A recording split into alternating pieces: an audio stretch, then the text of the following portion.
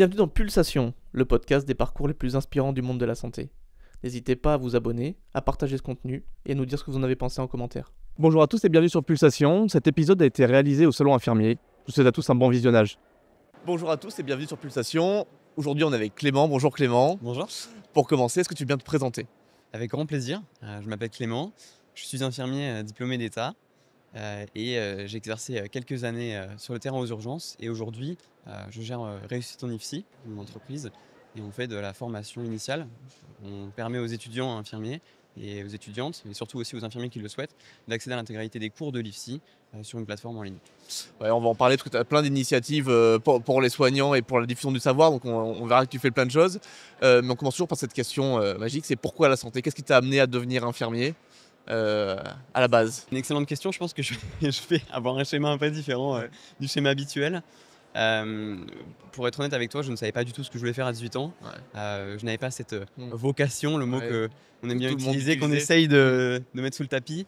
Donc je ne savais pas du tout quoi faire et mes parents étaient un peu en panique. Souvent c'est un peu le cas quand on a un fils de 18 ans qui ne sait pas quoi faire.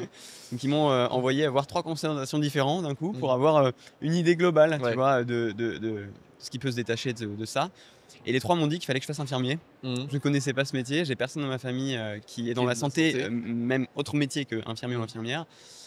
Et donc je me suis dit qu'en terminale, on a le droit, en fait, si tu veux, de faire des stages d'observation.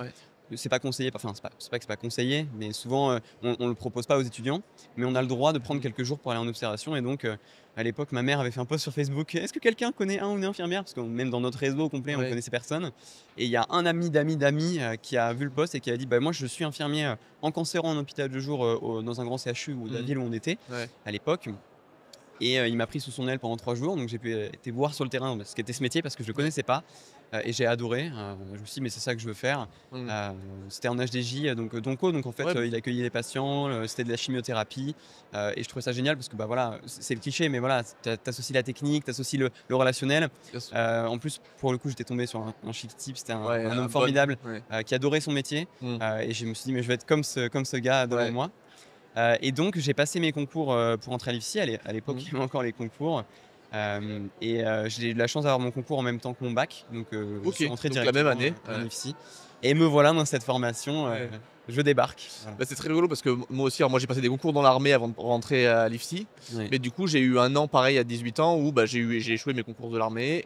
J'attendais de rentrer à l'IFSI et j'ai eu un an où j'ai été inscrit à la fac, mais pour te dire, j'ai pas beaucoup travaillé.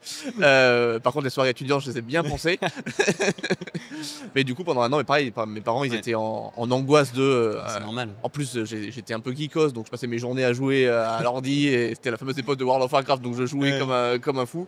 Ma mère, elle disait, mais mon fils, il savait devenir un... Et finalement... Moi aussi, c'est difficile, m'a sauvé. Dire à un enfant de 18 ans, non, mais, choisis ton métier. C'est ça. Et surtout, tu le feras toute ta vie. C'est ça. C'est ça. Et donc, du coup, ton parcours en tant que soignant, donc tu passes l'école. Alors, moi, ça se passe pas si bien à l'école. Et c'est d'ailleurs pour ça que j'en suis là aujourd'hui. Donc je rentre à l'IFSI, plein de bonne volonté et très heureux. Et donc je découvre le monde de l'IFSI. Mon premier stage, donc c'était en EHPAD. Je trouve ça chouette. Je commence à faire mes premiers dextros. Je peux te dire que j'étais très fier de moi. J'étais très autonome. J'allais faire mes dextros seul. Alors j'ai l'impression d'être un infirmier déjà diplômé d'État d'ailleurs. Et en fait, la douche froide puisque les partiels arrivent et je valide une UE sur 11. Pourtant, je suis pas quelqu'un de forcément bête. Et en fait, à l'époque, je ne comprenais pas pourquoi je valide pas mes partiels. Le stage s'est très bien passé, je l'ai validé haut la main. Voilà, je sais pas le dire, mais voilà, j'ai fait un stage, j'étais investi. Enfin voilà, ça se passait bien, j'ai aimé ce que j'ai fait. Et en fait, le problème, c'est que j'avais pris en fait. Alors, il faut savoir que donc à l'IFSI, ça se passe en 3 ans. Si je fais un petit rappel. Et sur le semestre 1, c'est le semestre le plus dense au niveau théorique. C'est le semestre où on a le plus d'unités d'enseignement qui sont assez grosses à apprendre. On a beaucoup de connaissances, surtout moi qui venais d'un bac éco. C'est vrai que je l'ai pas dit. J'avais fait un bac ES parce que je voulais être un peu entre. Tu vois, je savais vraiment pas ce que je voulais faire. Donc, je voulais faire un peu de maths, un peu de français, être un peu entre les deux. Enfin, c'était un peu le bac du milieu. C'est ça. Et donc, j'avais pas forcément les bases en sciences. Et donc j'ai pris toute la théorie et j'ai découvert la BU, la bibliothèque universitaire. Ouais. Et j'allais le samedi matin à la BU, fluoter mes cours et j'étais super fier. Et en fait, avec le recul, et on pourra en parler, j'avais pas du tout la bonne méthode. J'avais voulu faire des fiches de révision, tu sais, sur tous les cours qu'il y avait, sauf que c'était colossal la quantité de connaissances à apprendre. Alors, pour vous resituer, on va avoir de la pharmacologie, donc on commence à apprendre comment les médicaments agissent sur le corps, comment le corps réagit aux médicaments, on va voir toute la biologie fondamentale, donc les cellules initialement, puis du plus petit au grand, donc on va avoir les cycles de la vie, les grandes fonctions, donc on parle de la cellule jusqu'à un système, donc système cardiovasculaire, etc. Puis on va aussi avoir de la législation, on va aussi avoir de l'anthropologie, enfin c'est vraiment un semestre qui est très conséquent, dans lequel on peut vite s'éparpiller en fait si on n'a pas de base dans tous les milieux. Et il faut bosser. Et puis il y a beaucoup de choses à découvrir sur le corps, son fonctionnement. Bien sûr. Et je me suis peut-être reposé un peu trop sur mes acquis en me disant que le stage se passait bien, que j'avais l'air de comprendre, de faire comme déjà quelques liens. Et donc en fait, je redouble ma première année. Parce que j'avais acquis trop de retard donc j'ai fait mon IFSI sur 4 ans. Mes stages sont toujours très bien passés. J'ai fini par travailler et trouver d'autres méthodes de travail et m'y mettre plus parce que je pensais que c'était sûrement pas assez. Et c'est vrai que je pense que j'étais quelqu'un qui, toute l'école, tu sais, restait un peu sur ses acquis. Bien sûr. Et donc je finis mon IFSI en 4 ans, diplômé, au lieu de 3. Mais ça m'a beaucoup appris. Je regrette pas du tout et c'était nécessaire. Puis pour être honnête avec vous, moi je suis rentré à l'IFSI, je venais d'avoir tout juste 18 ans. C'est dur de se cadrer. Non, puis quand tu sors entre guillemets du bac et d'un coup on rentre à l'IFSI qui a un fonctionnement universitaire, fac, avec des UE, c'est un fonctionnement qui est très différent. C'est plus les matières comme tu pouvais l'imaginer avant.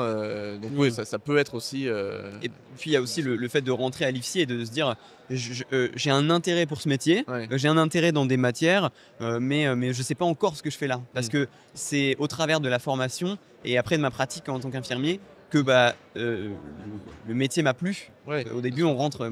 Même si j'avais un intérêt pour le métier ne me plaisait pas forcément initialement. Il fallait que je sache si ça me correspondait vraiment. Et c'est en pratiquant que je me suis rendu compte que j'aimais ça. Donc du coup, tu fais ton IFSI en 4 ans et après, où est-ce que tu vas travailler ? Alors en fait, je tombe mal parce que je tombe dans le Covid. Moi, j'avais pour ambition dès le départ d'aller aux urgences. C'est un truc qui me plaisait. Je suis quelqu'un de, on verra peut-être à la caméra, mais assez hyperactif. J'aime quand ça bouge, j'aime quand je suis challengé. Quand c'est dynamique. Et donc les urgences, ça m'attirait parce que c'est un peu l'inconnu. Ça a l'air de bouger, ça a l'air pas forcément facile au départ. Il faut faire beaucoup de liens. Et donc je me suis dit, je veux bosser aux urgences. Le problème, c'est que moi, dans la ville dans laquelle j'étais, je sais pas si je peux le dire. Ah oui, tu peux le dire. Moi, j'ai fait mon IFSI à Nantes, du coup, dans le CHU de Nantes. Et à l'époque, donc on était avant Covid, avant-pendant. En fait, les urgences étaient assez bouchées. Il y avait encore beaucoup d'infirmiers à l'époque et d'infirmières. Et donc, je ne pouvais pas rentrer aux urgences à Nantes, puisqu'il fallait d'abord que je fasse des services qu'on m'impose souvent. Alors, imposer, c'est un gros mot. Évidemment, c'est pas vrai, mais je n'allais pas pouvoir choisir les urgences. J'allais devoir d'abord faire mes armes ailleurs pour aller aux urgences. Et moi, j'ai envie d'être aux urgences. Et donc, je savais qu'en région parisienne, il y avait de la place. Et donc, je décide de faire mon stage pré-pro, donc le dernier stage en dernière année, aux urgences de Paris. Je trouve un hôpital qui m'accepte, celui que je visais en plus, donc très content. Et le problème, c'est que le Covid arrive. Les stages sont annulés et je suis mobilisé à Nantes. D'ailleurs, petite anecdote, ça a été une expérience formidable parce que à ce moment, on a créé une réanimation en plus dans l'unité de chirurgie ambulatoire, d'ailleurs où j'avais fait un stage que je connaissais bien. Et en fait, les infirmiers, c'était des étudiants infirmiers anesthésistes qui ont pris le rôle d'infirmiers et les étudiants infirmiers qui ont pris le rôle d'AS. Et donc c'était une réa que d'étudiants. Et c'était extrêmement enrichissant, j'ai appris énormément de choses et ça a été une belle expérience, même si ça a été un peu traumatisant. Voilà, on sait tous par quoi on est passé, même si on a vu des choses déjà difficiles dans ces études. J'ai vu beaucoup de gens mourir et ça surprend, on ne s'y attend pas. Et il y a aussi le contexte qu'on a tous connu, de la peur, de l'inconnu au départ. On pensait que toute la planète allait être rasée. Voilà, donc ça a été un peu difficile, mais ça a été enrichissant. Et donc je n'ai pas pu faire ce stage pré-pro et donc je termine mon IFSI en juillet. Et le 1er août, je suis embauché sur Paris puisque je signe un contrat avec l'hôpital dans lequel je voulais faire mon stage. Donc finalement, ils t'ont quand même fait rentrer. Ils m'ont fait rentrer en tant qu'infirmier directement, même si j'ai pas fait mon pré-pro. Ce qui est dommage d'un côté, parce que je pense que j'aurais pu anticiper des choses et forcément être mieux préparé. Bien sûr. Mais bon, donc je me retrouve catapulté dans un service d'urgence à Paris, sans avoir fait d'urgence dans mes stages. Et donc je commence à exercer dans un service d'urgence à Paris. Ouais, mais du coup, comme tu as fait entre guillemets de la réa, tu as quand même eu un œil déjà sur le soin critique, sur. Alors c'est un peu différent parce que tu vois, alors j'avais fait de la réa moi, en tant qu'aide-soignant pendant toutes mes études, donc j'avais des bases. Là, la réa, avant c'était quand même de la réa Covid. La prise en charge, elle est quasiment identique pour chaque patient et on voit pas d'autres choses. Et en fait, tu n'as pas forcément besoin de faire les liens que tu fais aux urgences parce que ton patient arrive avec des signes cliniques et d'essayer de se dire, bah, tu vois, vraiment les bases du diagnostic infirmier, quoi. Où est-ce qu'il a mal, quels sont les signes cliniques, quels sont les symptômes, voilà, qu'est-ce que je peux déceler chez ce patient pour essayer de me dire, tiens, peut-être que ça peut être dans cette direction-là, peut-être qu'il faut que j'oriente sur ça, sur ci, pourquoi on fait ce bilan sanguin. En fait, j'avais pas cette réflexion et c'est ce qui est le plus dur d'ailleurs, je pense, aux urgences, c'est qu'on a vraiment le rôle on pourra en parler après, même si le médecin prescrit, on le sait, voilà, c'est à nous de faire beaucoup de liens. Il y a beaucoup d'anticipation. Pourquoi on fait ce bilan? Et d'ailleurs, moi, c'est pas le cas dans mon service d'urgence, mais je sais que dans beaucoup de services, l'infirmier souvent va prélever avant que le médecin ait le temps de prescrire. Donc, soit tu as un infirmier qui prélève tout, et bon, petit mot dans la chance, soit bah, tu essaies toi-même d'avoir une vraie réflexion et de te dire, ok, quel signe clinique il présente, quelle histoire lui me raconte, ses antécédents. Et qu'est-ce que je pense qu'il va être nécessaire de prélever pour anticiper. Et voilà. Donc ça c'est d'ailleurs ce que j'ai adoré aux urgences, c'est ce côté où tu peux commencer à faire des vrais liens. Et d'ailleurs, j'ai mis du temps à le faire au départ. Au départ, j'étais cet infirmier qui voulait être l'infirmier modèle, qui voulait dépoter parce que voilà, on avait des patients qui arrivaient en masse et on avait nous une bannette où les médecins déposent les bilans systématiquement. Donc nous, les bilans étaient prescrits avant qu'on aille voir le patient. Les médecins allaient accueillir le patient. Donc il y avait l'IOA évidemment en amont. Et après, les médecins posaient les bilans. Et nous, en tant qu'infirmiers, quand on était après niveau 1, dès qu'il y avait un bilan, on le prenait, on allait voir le patient. Et donc, il fallait enchaîner parce qu'on voyait les bilans s'accumuler. Tu sais, j'ai toujours ce traumatisme de la bannette qui se remplit. Et donc, il fallait toujours que la bannette soit le plus vite possible, si on espère. Et donc, moi, au départ, mon objectif, c'était de dépoter. Je voulais que les collègues savent qu'ils peuvent me faire confiance, tu vois, parce que je dépote. Et en fait, il vaut mieux, je le sais maintenant, il vaut mieux bien prendre en charge ses patients, bien comprendre, prendre le temps au départ et après commencer à accélérer. Mais ça a été super formateur et c'était une super expérience. Et du coup, sortie d'école, arrivé aux urgences. Alors moi, je le sais parce que j'ai fait la même chose. Alors moi, je sais que ça m'a piqué les yeux. J'ai eu cette réflexion en fait, je sors des urgences, je pensais que j'étais infirmier. En fait, je ne comprends rien. Je sais rien. Et donc, en fait, moi qui pensais avoir fini de travailler, c'est là que je me suis dit, en fait, non, il faut... Non seulement tu vas t'y remettre, mais même plus que quand tu étais à l'IFSI. Comment toi, tu as vécu Alors, moi, c'est un peu différent parce que moi, du coup, j'ai quitté les urgences pour après me lancer à temps plein dans mon projet personnel. Donc, j'ai pas eu cet aspect de me remettre dans un service et de me rendre compte de ça. Par contre, après le parcours que j'ai eu, quand on a commencé à creuser toute la théorie et le thésaurus du métier infirmier, c'est là que je me suis rendu compte que je ne savais strictement rien et que la plupart des soins que je réalisais souvent étaient mal faits et que tu vois, je mettais mes patients en danger, quoi.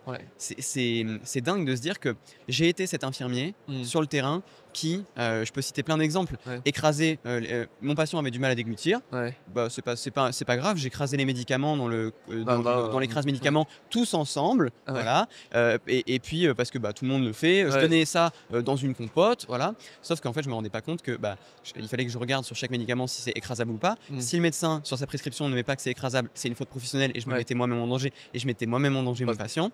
Et en fait c'est de se dire je réalise une injection intramusculaire, tu vois, en faisant mon quart supérieur externe que j'ai appris à l'école, sauf qu'en fait je mets en danger mon patient et de me dire en fait j'étais loin d'être l'infirmier parfait. Et je pensais l'être, tu vois, je pensais faire bien les choses, etc. Donc c'est hyper important d'avoir cette posture réflexive que moi j'ai pas eu au départ d'ailleurs.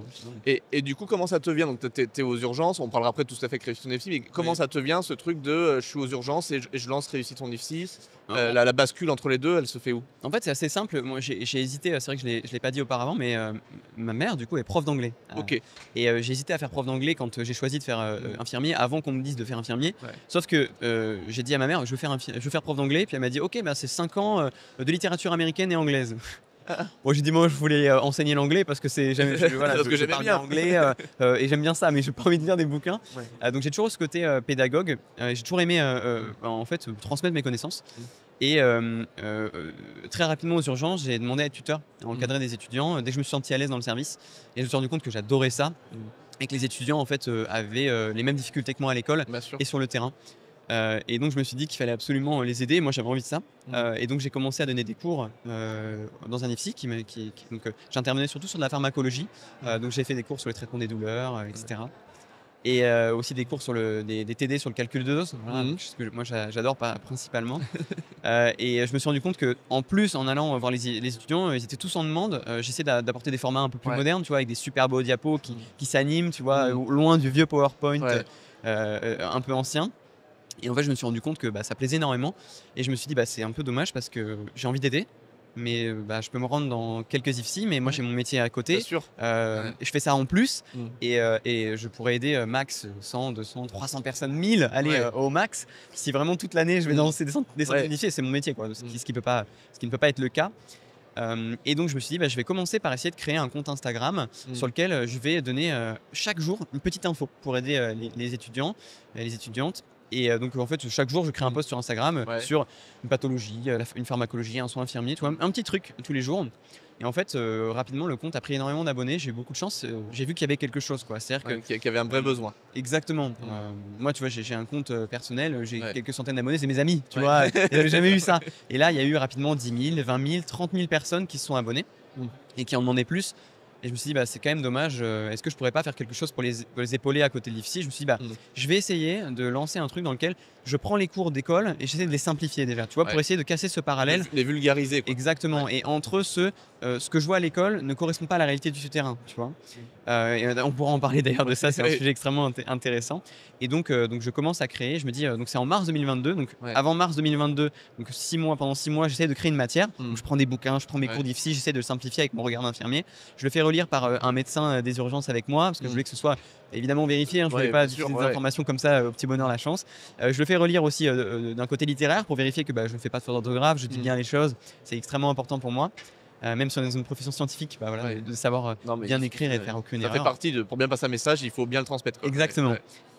Et en mars 2022, je décide de lancer une première matière. Alors c'était assez ironique parce qu'à l'époque c'était semestre 4, une matière qui me plaisait, c'était les syndromes, les défaillances organiques. Donc en fait ça va être tous les syndromes dégénératifs. C'est une unité d'enseignement dans laquelle on va voir le diabète, on va voir, en fait c'est la défaillance de tous les organes. Donc on va voir tout ce qui va être Parkinson, toutes les maladies dégénératives, l'insuffisance respiratoire, l'insuffisance cardiaque. Et donc je rédige cette matière, ça me prend 6 mois et en mars 2022 je lance du coup un abonnement à 1 € je crois symbolique pour voir si des personnes sont prêtes à mettre un petit peu d'argent pour avoir une aide. Parce qu'à l'époque moi je savais que ça allait demander énormément d'argent dans ce projet. Et en fait je crois que le soir même j'ai 50 personnes qui s'inscrivent, je fais 50 € tu vois. Et je me dis ok, avec 50 € je vais pas aller très loin, mais il y a des gens qui sont intéressés et je vois que ça peut aider. Et qui sont prêts, Et donc je me dis ok, j'ai jusqu'à septembre 2022 pour monter une équipe, trouver des personnes qui sont intéressées et en septembre 2022, donc quelques mois après mars, sortir au moins donc moi à l'époque je voulais sortir les 3 ans de cours. On a revite vu les objectifs pour sortir les cours de première année pour que les premières années puissent s'abonner à la plateforme. Et donc s'en est suivi une course contre la montre où j'ai du coup dû créer avec donc, à chaque fois des infirmiers qui exercent dans les spécialités les matières inhérentes et faire relire en fait par des corps médicaux et des experts à l'époque. Et donc il faut savoir que le processus à l'époque est très différent d'aujourd'hui. On essayait de prendre on avait récolté des cours de dizaines d'IFSI. On les regardait, on faisait une compilation, on regardait aussi ce qu'il y avait dans les livres et on essayait de mieux l'expliquer. Ça, c'était le but initial. Et en septembre 2022, du coup, on lance une plateforme sur laquelle les étudiants peuvent accéder au cours de première année. Donc, il y a le cours complet avec un quiz interactif avec les justifications, parce que on pourra en parler, mais moi, une des erreurs que j'ai faites à l'école, c'est de fluoter et de lire. On sait qu'aujourd'hui, lire ces cours, c'est ce qu'on appelle un apprentissage qui est passif, tout simplement. On n'apprend pas beaucoup en lisant. En recopiant et en faisant des fiches, en fait, on se concentre sur de recopier plutôt que d'apprendre. Et l'apprentissage par l'auto-entraînement, c'est le plus efficace. Je me trompe, je recommence, je me trompe, je recommence. Et aussi, évidemment, le questionnement entre pairs et l'enseignement. Alors là, l'enseignement, on le sait, c'est le Graal. De vouloir transmettre quelque chose à quelqu'un, forcément, ça rentre mieux, évidemment. Et donc on lance les cours, plus les quiz interactifs et l'audio. Donc on a enregistré un studio tous les cours pour que les étudiants puissent les écouter s'ils le souhaitent, s'ils sont plus auditifs, même si les types de mémoire sont un petit peu en train d'être revus par la science, mais on sait que certaines personnes ont une préférence à l'écoute, donc on s'est dit qu'autant essayer de tout faire d'un coup. Et voilà, donc septembre 2022, on lance ce truc-là. Et du coup, depuis septembre 2022, comment ça grossit parce que je sais que vous avez fait développer plein de choses depuis. Ouais. Bah alors, il faut savoir que du coup, on se lance pour objectif en septembre 2023 de faire les 2 autres années. Il faut savoir que pour vous donner un chiffre, nous, sur l'année donc de septembre 2022 à septembre 2023, on fait 1000 inscrits. On a 1000 étudiants qui décident de s'inscrire. Et à l'époque, on ne proposait qu'un abonnement annuel, donc c'était 60 € l'année. Voilà. En plus, je ne peux pas cacher les chiffres. Ouais. Donc moi, ça m'a permis en fait de financer dès le départ toutes les personnes qui ont travaillé pour moi, parce que toute personne est rémunérée. Et donc, on a décidé parce que d'ailleurs, c'est vrai que ce que je ne le dis pas, c'est que moi, pendant un an, j'ai payé déjà une rédactrice, ma rédactrice en chef, qui est aujourd'hui Elisabeth. Je l'ai payée avec mon salaire d'infirmier pendant un an. Okay. Et moi, du coup, je vivais de mes économies. Et d'un prêt que j'ai dû faire. Et donc je donnais mon salaire à cette personne pour qu'elle puisse elle vivre et bosser sur ça. Et tout ce qui après a été généré du coup par l'entreprise a été reversé aux personnes qui ont rédigé. Il faut savoir que moi du coup par transparence, je ne suis jamais payé avant 2024. Donc déjà il y a eu un processus où pendant des années je donnais mon salaire et je me suis un petit peu endetté. Mais je croyais fort en ce projet, c'est pour ça que je l'ai fait et j'ai pris le risque. Et donc voilà, septembre 2022, septembre 2023, on crée les cours de 2e et 3e année. Et c'est là que l'intérêt d'autres personnes que les étudiants, puisqu'à l'époque on était suivis sur Instagram. 100% des gens nous connaissaient parce qu'on était sur Instagram, un compte Instagram. On a commencé à se faire un petit peu plus connaître, bouche à oreille, les étudiants en ont parlé. On a des formateurs qui ont commencé à rejoindre le projet. Et c'est à ce moment qu'on a commencé à travailler avec des sociétés savantes, avec des personnes un peu plus influentes que tu as reçues dans ce podcast, on pourra en parler, qui nous ont dit, en fait, c'est bien ce que vous faites, mais vous perpétuez en fait les cours qu'on transmet et vous n'actualisez pas les connaissances. Et c'est à ce moment qu'on a travaillé notamment avec un centre de recherche et d'innovation paramédicale de Foch à Paris, que j'ai commencé à découvrir ce qu'est la recherche infirmière, recherche paramédicale, la recherche médicale, commencer à apprendre à lire une étude, à savoir ce qu'est une étude, des méta-analyses, etc. Et de comprendre que ce que je t'ai dit tout à l'heure, tu vois, l'écrasement des médicaments, moi je l'ai appris parce qu'on a fait un travail sur ce sujet, parce que j'ai été chercher les études et les enquêtes, CHU de Rouen, 42% des traitements qui sont écrasés ne devraient pas l'être, intramusculaire. Énormément de case reports d'accidents dans les pays du monde entier. On sait que maintenant que tous les autres pays, donc quand je dirais tous les autres pays, pour simplifier, c'est principalement le Canada, la Suisse, les Belges, les Américains qui font beaucoup de recherches, et les Britanniques surtout. Les Britanniques sur la perfusion font une recherche formidable, on s'appuie beaucoup sur leurs recommandations, sur la perf justement. En fait, ils ont énormément de case reports d'accidents parce que on lèse l'artère glutéale et le nerf sciatique, et juste à côté, voilà, on a un muscle, le moyen glutéal, beaucoup moins innervé, beaucoup moins vascularisé. C'est de se rendre compte que voilà, moi j'ai été conditionné à faire ce geste. Je mettais les gens en danger, je le savais pas. Et en creusant la recherche, et souvent anglaise d'ailleurs, c'est pour ça aussi qu'il y a un frein, on le sait. Je me rends compte que, et aussi un frein parce qu'en France on ne fait pas beaucoup de recherche, du coup je me suis pas remis en question moi-même dans ma pratique, et je pense aujourd'hui que je faisais les choses de la mauvaise façon et je mettais en danger les gens. Et comment est-ce qu'on peut modifier l'enseignement qu'on donne, et qu'au-delà de valider des partiels, en tout cas aider des étudiants à valider un partiel, on essaie de mieux les former. Et aujourd'hui moi c'est toute ma vie d'apporter des nouvelles recos et les preuves scientifiques des nouvelles innovations et des nouveaux gestes qu'il faut faire. Exactement, pas de nouveaux gestes, mais de nouvelles façons de faire les gestes. Exactement, essayer de mieux soigner, en fait, tout simplement de mieux soigner les patients. Et donc aujourd'hui, nos cours ont beaucoup changé, puisque forcément on s'est appuyé sur la recherche. Donc on a terminé les cours de 2e et 3e année, donc en septembre 2023. Et donc depuis septembre 2023 à septembre 2024, on a du coup dû revoir entièrement ce qu'on a fait. Aujourd'hui encore, on a des cours de première année qu'on est en train de terminer de revoir. La biologie fondamentale, excuse-moi, avec un professeur de biologie, la traumatologie, avec un infirmier sapeur-pompier volontaire et en réa pro-litro qui est en train d'éplucher toute la littérature traumato, parce qu'en fait on avait pris des cours difficiles et des bouquins, et en fait on n'avait pas réactualisé les connaissances sur la prise en charge d'un patient traumatisé. Et donc forcément quand tu vas en service et que ton patient il est pris en charge souvent par les derniers recours, parce qu'on pourra en parler, c'est pris en charge initialement aussi par une équipe médicale et paramédicale, et eux sont plus à jour parce que voilà, c'est dans leur corps de métier, la recherche est beaucoup plus présente de façon médicale, et donc forcément il y a ce décalage. Et donc voilà, pour faire très vite finalité, on fait 5000 inscrits la 2e année, et septembre 2024, donc en septembre dernier, on lance on continue de se renouveler, et on a la chance aujourd'hui depuis le départ d'avoir eu plus de 30 000 inscrits à ce jour à la plateforme désormais. L'équipe a grandi, on est 12 en interne maintenant. Félicitations. Merci, c'est gentil. Et on a plus d'une centaine de relecteurs différents qui sont intervenus. Et donc maintenant, la plateforme de formation, c'est qu'un pan de ce qu'on fait. On a aussi, tu l'as vu, des articles sur Internet qu'on diffuse. Pourquoi ? Parce que le but initialement, il est de permettre aux étudiants d'avoir un thésaurus ou un infirmier, d'avoir accès à toutes les données, s'ils veulent réviser, etc. Mais aussi à tout infirmier qui se pose une question, de trouver des bonnes infos. Et donc, nos articles de recherche, surtout sur les soins infirmiers, sont accessibles gratuitement sur Internet. Si vous tapez intramusculaire, injection, vous tombez sur notre article où on explique et on cite toutes les sources de ce que je vous explique ici. Et donc aujourd'hui, moi, mon objectif, c'est de mieux former déjà, diffuser la connaissance, formation. Et sur les réseaux sociaux, d'informer et d'accompagner sur les articles sur Internet pour essayer que si une personne se pose une question un jour sur un soin, il puisse trouver en tout cas des éléments de réflexion. Ne croyez jamais ce qu'on dit, c'est hyper important. Nous, on essaye de faire le mieux, mais ne croyez jamais ce qu'on dit. Questionnez-vous, c'est super important. Mais on essaye en tout cas d'au moins d'avoir des choses les plus fiables possibles, les plus relues. Aujourd'hui, je suis super fier parce que je commençais tout seul dans ma chambre. On travaille avec des sociétés savantes.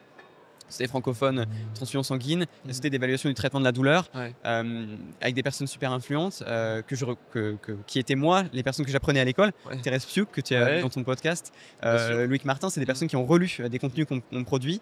Donc c'est un beau projet. Et voilà, c'est que le début, il y a plein de choses. Et donc voilà, pour resituer un petit peu ce que je fais. Et puis si on peut éveiller les gens à... C'est pas le premier lien sur Google qui va vous apporter la bonne réponse, mais il faut regarder la biblio, comment c'est alimenté et de quelle année ça date, parce que souvent les plus référencés sont pas forcément les plus quali. Je sais que toi tu as un gros taf là-dessus pour faire référencer tes articles, qui remontent comme il faut et tout, mais il faut s'assurer de la qualité de où est-ce qu'on va chercher les infos et c'est hyper important.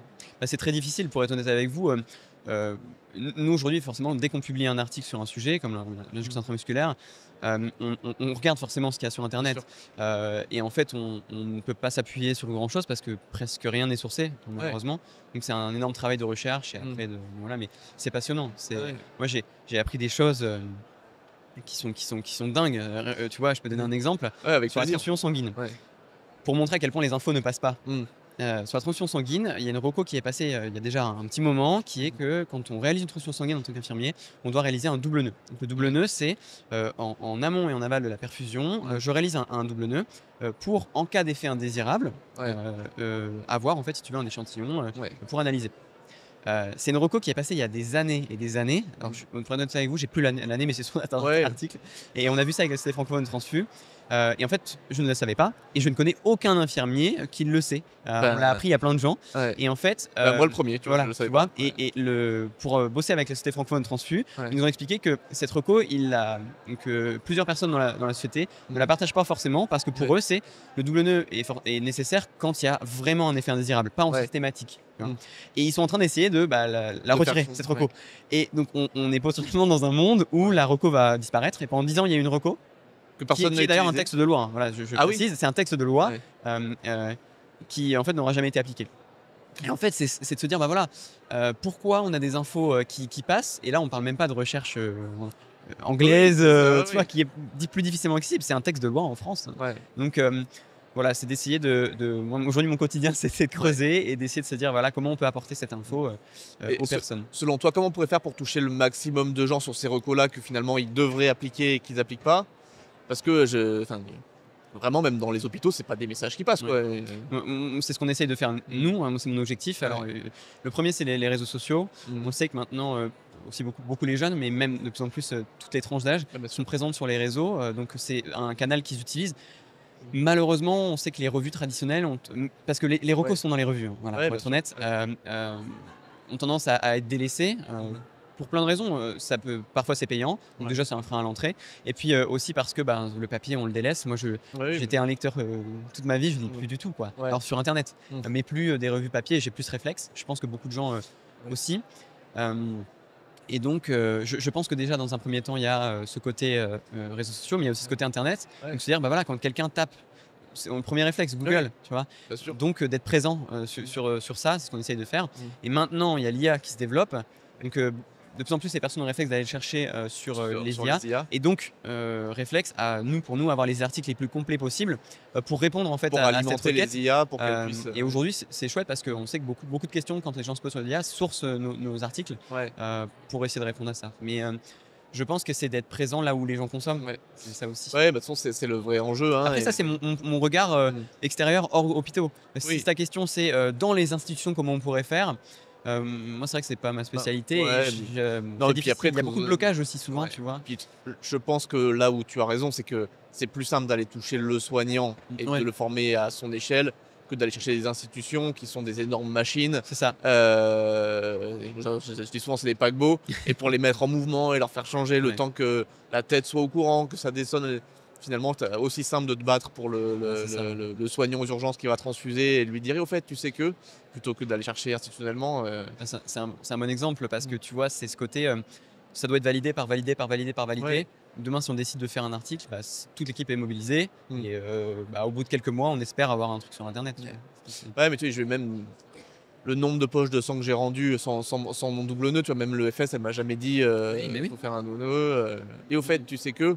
Parce qu'en fait, l'info, elle passe comme ça dans les hôpitaux. Ouais, et au fait, tu sais que fais gaffe, ça a changé, la reco, elle a changé. Et en fait, c'est comme ça que passent les messages. Mais s'il n'y a personne qui a ce truc du premier message initial, là. Tu fais d'ailleurs appel à quelque chose d'intéressant. Il y a ce problème de la barrière à l'anglais, mais tu me fais penser à quelque chose, c'est la barrière française aussi. Ouais. Il y a beaucoup de recos suisses, notamment sur combien de temps on conserve une poche de transfusion. Ouais. Et en fait, il y a des recos suisses. Mais nous, on a des textes de législation en France. En fait, souvent, on voit la durée. Alors, je préfère pas dire de bêtises parce que j'ai plus l'horaire en tête. L'inconvénient, c'est que pendant une semaine, je suis au taquet sur un sujet parce que je suis souvent le rédacteur final et celui qui met en ligne tout le contenu, etc. Donc, je peux relire tout ce qu'on a fait en équipe avec les relecteurs, etc. Mais après, j'oublie. Mais comme tu en as un par semaine, tu peux pas tout retenir. Ouais. Par contre, mais du coup, voilà, le temps de conservation de la poche de transfus, on a des textes suisses qui sont du coup écrits en français et beaucoup d'articles en France citent cette reco parce qu'elle est française, mais en fait c'est pas la bonne durée. Petite anecdote. Donc, tu vois, il y a aussi cette barrière de dire parce que même si les Suisses sont excellents sur plein de choses, d'ailleurs on s'appuie beaucoup sur les hôpitaux de Genève, c'est vraiment ils font un travail monstrueux, mais sur certains textes de législation, il faut qu'on s'applique sur le texte national français. Donc voilà. Non, mais après c'est même si ne serait-ce qu'être réveillé au fait que ailleurs on fait différemment, sans dire si c'est mieux, si c'est moins bien. Mais comprendre qu'ailleurs, ils ont d'autres façons de travailler, ça permet aussi de questionner nos pratiques. Pourquoi eux, ils font comme ça et nous, on fait comme ça? C'est quoi l'intérêt de chaque truc? Et après, nous, dans l'urgence, on a beaucoup de recos anglo-saxonnes et nord-américaines. C'est pas toujours cohérent avec nos recos à nous. Mais du coup, c'est la question de, on sait que là-bas, ils font comme ça. Pourquoi eux, ils font comme ça? Pourquoi nous, on fait comme ça? C'est toujours hyper intéressant de challenger. Et puis même des fois on essaye en fait, concrètement. Eux, ils font comme ça, on essaye. Ah oui, c'est vrai que ça marche mieux ou c'est vrai que ça marche moins bien, et on passe sur. Donc c'est parce que pour la culture professionnelle, c'est hyper important d'aller chercher ailleurs. Bien sûr. Depuis peu là, vous avez monté un collectif. Ouais. Tu veux pas depuis peu, ça fait, en fait je dis depuis peu, mais ça fait pas si peu que ça fait une bonne année maintenant. Mais tu penses à Lati? Ouais. Oui. Alors on a. Moi, du coup, je suis initialement créateur de contenu et beaucoup de personnes créent du contenu en sciences infirmières sur les réseaux. Il y a beaucoup de déviance. On essaye parfois de mettre en garde parce que la belle chose et la mauvaise chose, c'est que sur Internet, tout le monde peut faire ce qu'il veut. Tout le monde ne peut pas rédiger un article dans une revue demain. Oui. Par contre, tout le monde peut créer du contenu. Et donc, on est plusieurs créateurs de contenu infirmiers et créatrices à s'être rassemblés pour créer une association. Donc l'ATSI, l'Association pour la transfusion de savoir en sciences infirmières, dans laquelle on organise chaque année un congrès annuel pour essayer de permettre aux personnes qui le souhaitent de venir assister à des conférences concrètes et pratiques. Ouais. L'année dernière, on avait fait sur l'électrocardiogramme par Jérôme Molinaro. Je ne sais pas s'il est déjà passé sur ce podcast. Ah, il n'est pas encore passé, mais et c'est une personne formidable qui travaille énormément sur l'électrocardiogramme. On a sur l'histoire de la profession, on a parlé de mythes et légendes aussi, donc débunker un peu les idées reçues. Est-ce que tout ce qui est injectable est buvable? Combien de temps concrètement on garde une perfusion? Qu'est-ce que dit en fait tout simplement les recos? Et donc voilà, essayer de faire pas mal de conférences autour de ça et de faire toujours intervenir des acteurs. On a parlé de la recherche infirmière. Et donc chaque année, voilà, on organise un congrès, on essaie de se fédérer tous ensemble pour faire évoluer la profession, montrer que c'est très important de transmission par pair, donc d'infirmier à infirmier, d'infirmière à infirmière. On n'a pas besoin d'avoir personne pour nous enseigner, on est un corps de métier à part entière. Essayer de promouvoir l'émancipation de ce métier. Il faut savoir qu'en France, ce métier n'a pas forcément été créé par une infirmière initialement. Un infirmier, c'est un médecin qui a créé cette profession. On subit beaucoup cette création et par rapport à d'autres pays dans lesquels c'est une personne qui a créé ce métier, qui est infirmier ou infirmière. Et donc, il y a encore beaucoup de choses à faire, beaucoup d'évolutions. Et donc, on essaye de promouvoir la transmission de savoir, promouvoir la recherche scientifique, l'aspect scientifique de notre métier. C'est vrai qu'on a tendance à l'oublier, hein, mais on n'est pas simplement là pour exécuter. On a une capacité de raisonnement clinique qui est formidable, à faire des liens, on en parlait sur les urgences tout à l'heure, de diagnostic infirmier. Donc voilà, c'est extrêmement important. Et donc moi j'ai rejoint cette association il y a 2 ans. Là, je l'ai co-créée parce que je suis vice-président de l'association. Et donc chaque année on organise un congrès. Et du coup, comment vous incluez les nouvelles recherches dans les apports, que ce soit l'ADSI ou Récit-Sonify? Parce que là, la recherche en paramédical prend un essor et c'est très très bien. Hein. C'est fait partie des leviers, à mon avis, pour faire évoluer ce métier. Mais comment vous intégrez, comment vous vous maintenez à jour En fait, tu veux dire par rapport comment on réalise nos recherches, c'est ça? Ouais, c'est ça. En fait, c'est relativement simple et compliqué à la fois. C'est une revue de... En fait, on va aller faire une revue littéraire et essayer de trouver toutes les études en lien avec le sujet. Alors, on va passer par toutes les plateformes qui diffusent ces études. Ça peut être PubMed, notamment l'une des plus connues, mais aussi des plateformes françaises. Et d'essayer de comprendre et de lire en fait tout ce qu'on trouve sur le sujet, le cairn, etc. Et après faire une compilation et de confronter aussi ce qu'on trouve et de voir dans quel sens ça tend. Hier, on a fait une conférence au salon infirmier avec l'ADSI.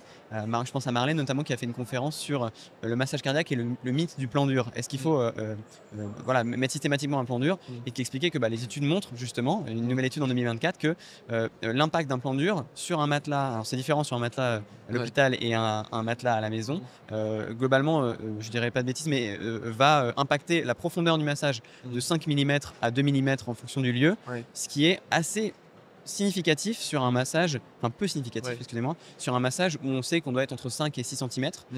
D'ailleurs, je dis massage, excusez-moi, c'est une compression thoracique.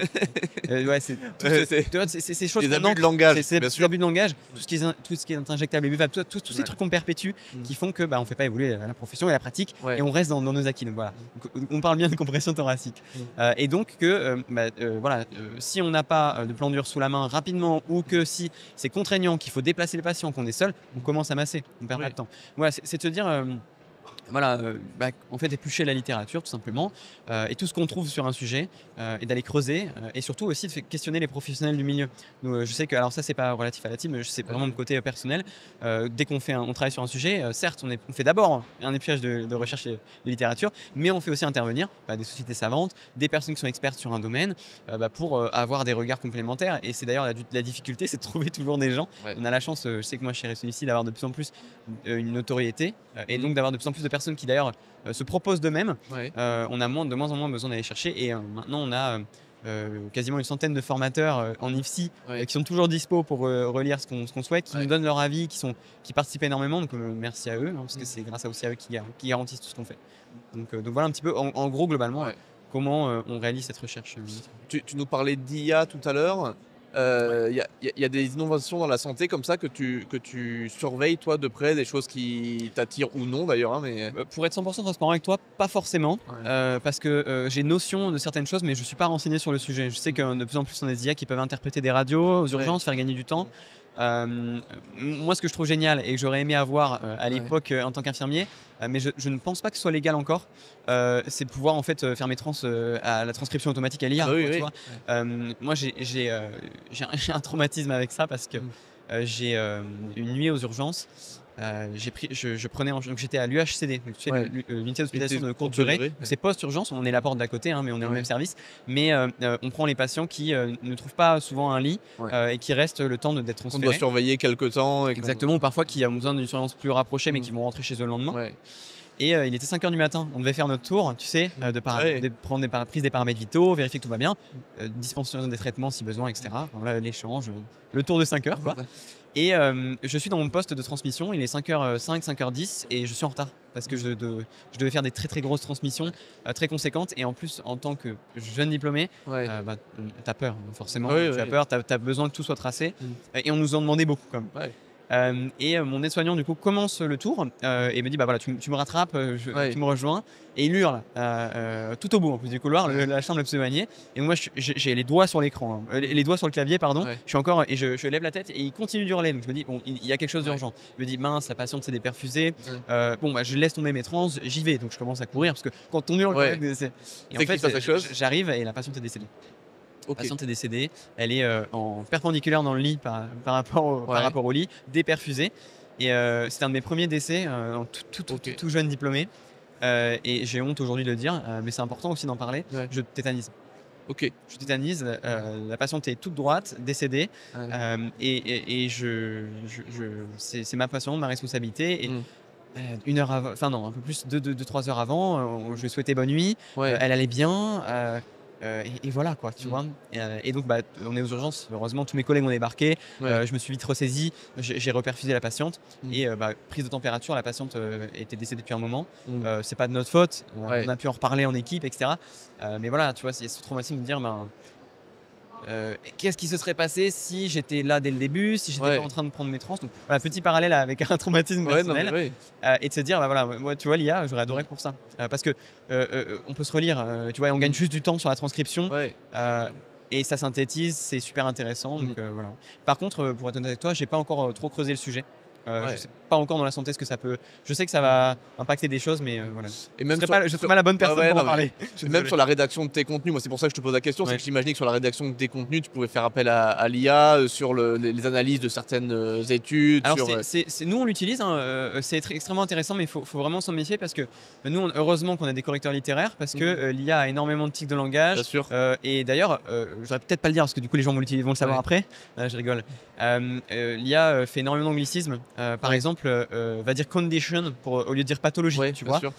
Et donc nous, heureusement, on l'utilise d'un point de vue consultant, parce qu'en fait, elle va, moi le premier, souvent quand on lui demande, alors ça fait pas longtemps que maintenant elle peut accéder à Internet, donc c'est intéressant pour voir déjà ce qui se dit sur Internet, mais souvent elle fait une compilation des premiers articles trouvés, et donc on retrouve ces erreurs dont on parlait auparavant. Par contre, c'est extrêmement intéressant pour éplucher des docs de 200 pages et nous dire voilà, est-ce que dans ce document ça parle de ça, oui, à quelle ligne, et nous gagner beaucoup de temps. Pour être honnête, ça nous fait gagner du temps. Mais il faut être très vigilant par rapport à ça. Et d'ailleurs, anecdote, on connaît l'éthique de langage de l'IA. On repère tous les articles et tout ce qui est écrit à l'IA. Moi, maintenant, j'ai les réflexes, je vois tout de suite. Et maintenant, tous les articles sur Internet sont tous formulés à l'IA. Ah bah oui. Et d'ailleurs, c'est même problématique parce que souvent, pour faire un bon article sur Internet, quand on place de se positionner, parce que nous, on a un enjeu et on travaille sur ça, le référencement sur Internet, parce que on fait une ressource de qualité et ça aide pour se positionner. Google le détecte et donc nous met en avant, mais il y a aussi de la technique, etc. Et donc, nous, on est obligé de travailler avec des développeurs externes pour nous aider à optimiser l'article, parce qu'il faut que la page Internet s'ouvre rapidement, enfin voilà, tout ça. Et on sait que pour faire un bon article sur Internet, Google, il aime qu'il y ait des apports, tu vois. Que quand on parle d'un sujet, il y a toujours une rubrique pour aller plus loin, tu vois, et apporter souvent des choses complémentaires. Et on voit que dans beaucoup d'articles qui sont souvent faits par des personnes qui ne sont même pas en santé, qui sont faits par des rédacteurs.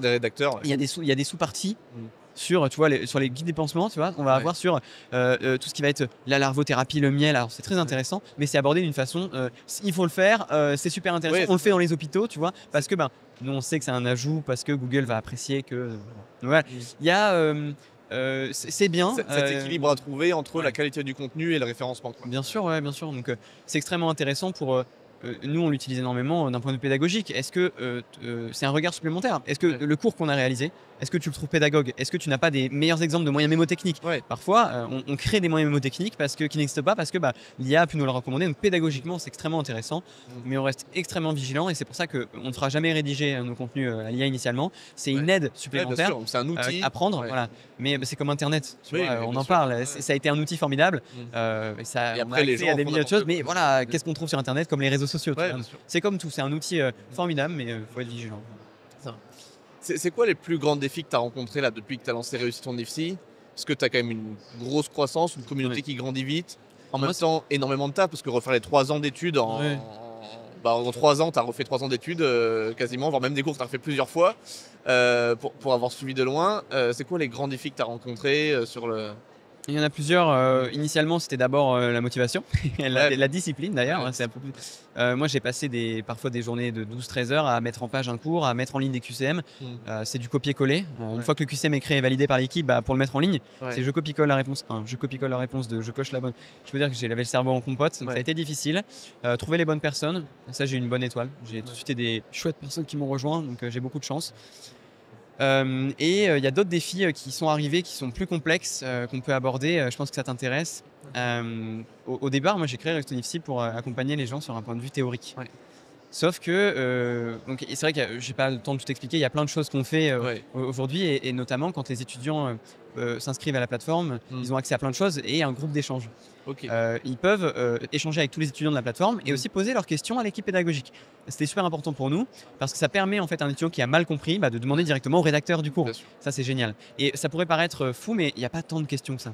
Donc c'est pas un travail non plus. Voilà, il y en a quelques-unes tous les jours, mais une question ou deux par jour pour un rédacteur en psychiatrie, un rédacteur en traumatologie, c'est pas non plus conséquent. Et on a commencé à avoir des étudiants qui nous mettaient sur le groupe public. Alors petite précision, c'est anonyme quand même. Alors les étudiants peuvent créer le pseudo qu'ils souhaitent. C'est anonyme. Donc souvent ils créent un pseudo, hein, c'est pas leur nom et prénom. Et on a une étudiante qui nous a dit je veux me jeter par la fenêtre.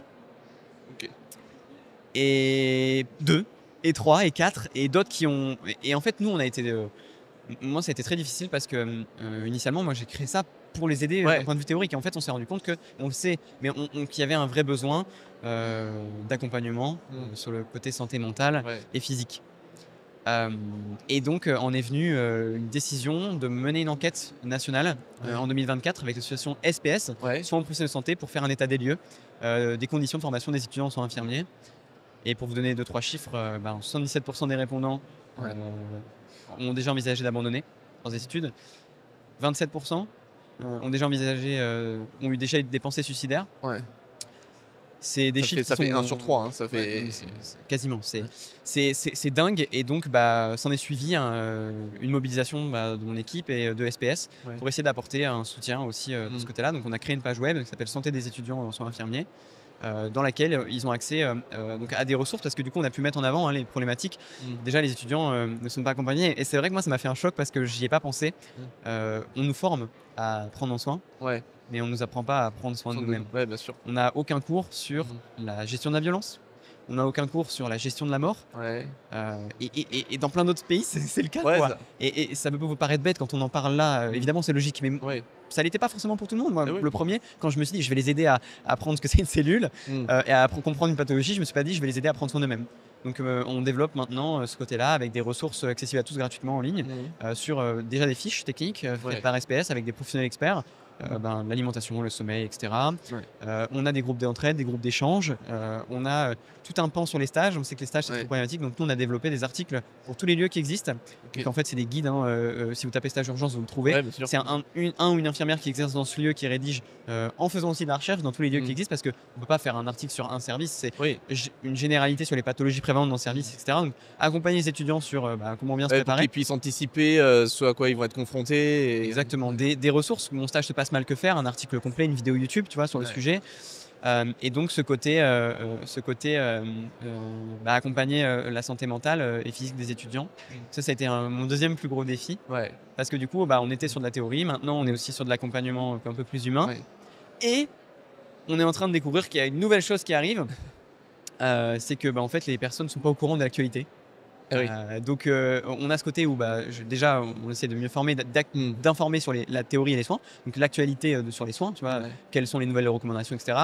Comment je me prends en charge, comment je gère la violence, comment je gère ma santé mentale, comment je fais aussi un pont entre ma vie professionnelle, ma vie personnelle. Pendant longtemps, on a eu cette notion de vocation, tu vois, on en parlait tout à l'heure, cette notion de se dédier à la maladie. On a une rupture complète aujourd'hui avec les nouvelles générations qui peut se comprendre. Il y a du bon et du moins bon. Je partage des côtés positifs et des côtés négatifs dans cet aspect, mais il y a quand même cette volonté de séparer, d'avoir une vie personnelle. Je pense que c'est extrêmement important d'être bien dans sa peau pour bien en charge des personnes. Et maintenant, il y a le fait que les personnes, moi dans mes missions, j'espère que les personnes vont essayer d'avoir mieux ces infos pour mieux prendre en charge, ces infos pour se prendre en charge eux-mêmes, mais il y a aussi ce côté où il se passe des choses dans la profession et ils ne sont pas forcément au courant des actualités, des décrets. On a fait un sondage, une enquête, nous, 96% des répondants estimaient ne pas être au courant complètement des actus, donc des répondants infirmiers et étudiants. Et plus d'une personne sur deux ne connaissait pas de médias infirmiers. Ça peut paraître bizarre parce que moi ça me choque personnellement parce que j'en connais évidemment, on en connaît plein. Mais en fait, les personnes ne connaissent pas forcément, tu vois, parce que c'est des personnes qui sont présentes beaucoup sur les réseaux sociaux, qui vont plus forcément sur Internet, etc. Et qui connaissent moins les médias traditionnels, entre guillemets. Voilà. Ouais, donc ça fait une nouvelle mission à rajouter. Et donc voilà, on a décidé de lancer un média qui va bientôt voir le jour, complètement indépendant, pas de publicité, gratuit, accessible à tous. Une fois par semaine, le récap des actus. Et donc l'équipe s'est encore agrandie parce qu'on a une journaliste qui a rejoint l'équipe. Ouais. Donc voilà, un nouveau projet qui va sûrement voir le jour très prochainement. Sûrement, à l'heure où ce sera diffusé, ce sera sûrement en ligne. Ouais. Et donc on va commencer à faire des récaps d'actualité. Donc, voilà un peu le résumé de toutes mes missions de vie et de mon quotidien. Voilà ce que je fais. Je te remercie beaucoup Clément pour avoir partagé tout ça. On termine souvent l'épisode par une petite anecdote. Alors tu nous as déjà partagé beaucoup en vrai. Mais est-ce que tu aurais une dernière, quelque chose à nous partager, qui t'aurait marqué, auquel tu repenses encore actuellement et qui influe et impacte ton quotidien aujourd'hui? Moi j'en ai une qui m'a marqué, c'est vrai que je ne l'ai pas dit, mais dès l'IFSI en fait j'avais déjà cette envie d'aider. Et j'avais déjà une petite graine qui poussait et un jour j'ai dit à mes référentes pédagogiques à l'IFSI, un jour je ferai un truc pour aider les gens à réviser quoi. Et c'est un peu ironique parce que je venais d'avoir 10 matières, enfin c'était ma référente de redoublement de première année, donc elle avait vu que j'avais redoublé. Et elle a vu mon parcours scolaire, elle s'est dit mais tu t'arriveras à rien et tu vois. Et aujourd'hui, je suis en contact avec elle a vu ce qu'on a fait et quasiment tous mes formateurs de mon IFSI initial nous aident et relisent tout ce qu'on fait. Et je pense que c'est pas pour blâmer cette personne, mais il faut vraiment accompagner, être bien, et être bienveillant dans la démarche. Tout le monde est capable de tout en fait. Tout le monde est capable de tout faire, même si et moi tu vois, j'enseigne pas, hein, je suis pas là pour dire aux gens ce qu'ils doivent apprendre. On fait appel à des experts. Moi j'ai un regard infirmier parce que je donne mon avis et si c'est compréhensible souvent. J'ai le dernier regard, tu sais. Est-ce que ça paraît clair? Et moi je n'aurais pas la prétention d'enseigner quoi que ce soit. Mais pour autant, ça veut pas dire pour autant que tu peux pas faire quelque chose et faire appel aux bonnes personnes. Donc vraiment, soyez bienveillants dans l'accompagnement des étudiants, des étudiantes. On a beaucoup de malveillance, on le sait. Il faut vraiment qu'on arrête de perpétuer ce truc-là parce que c'était vous il y a quelques années. Et on est tous là pour apprendre. Et même si les étudiants ont des mauvais comportements, ça peut être dit de façon bienveillante. Et voilà, il y a des torts dans les deux côtés. Je suis pas là pour protéger l'un ou l'autre, mais voilà, on est là pour tous se porter vers le haut. La fin, c'est de prendre en charge des personnes. Et voilà, il faut le faire du mieux possible. Voilà. Super. Merci beaucoup. On arrive au bout. Où est-ce qu'on peut te retrouver si les gens qui ont écouté cet épisode ils veulent te contacter? Où est-ce qu'ils peuvent le faire? Je pense que le plus simple, c'est de nous envoyer un email parce que toute l'équipe le reçoit. Comme on a beaucoup d'étudiants, on reçoit énormément d'emails. Sinon, si vous voulez me contacter directement, le plus simple, c'est le LinkedIn, tout simplement, pour être sûr de m'avoir en direct. Ok, on mettra les liens de Réussite ton IFSI, ton LinkedIn et puis le mail dans la description. Comme ça, si vous voulez contacter Clément ou Réussite ton IFSI, vous pouvez le faire avec plaisir. Merci beaucoup pour m'avoir reçu. Non, mais avec grand plaisir. Avoir donné la parole et surtout bravo pour tout ce que tu fais toi aussi. Je sais que c'est un podcast dans lequel on m'interviewe, mais c'est extrêmement important de se dire les choses aussi. Et je trouve que ça va dans les deux sens. Donc merci de me recevoir et bravo pour tout ce que tu as fait. Avec grand plaisir. Et encore une fois, on a plus d'être en valeur les initiatives, les gens qui font bouger les choses et tu en fais clairement partie. Donc merci beaucoup Clément. Merci, à bientôt. Merci.